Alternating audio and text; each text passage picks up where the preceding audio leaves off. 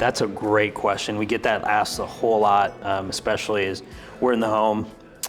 You know, the basic materials generally in our market are going to be vinyl, fiberglass, or wood clad.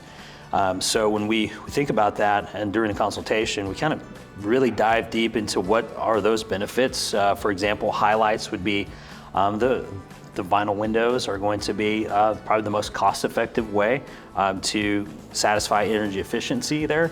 If we're looking for strength, beauty, aesthetics, the ability to paint, the fiberglass generally is the best bang for the buck in those categories. And if you're looking for just pure absolute aesthetics, like you want to have exotic wood on the inside, or if you want to have just about any color possible outside, that's where like the wood clad products come in. So really we want to look and see what would be most appropriate, and of course what the homeowner wants in order to satisfy those needs. So it really depends on what your needs are, what your wants are.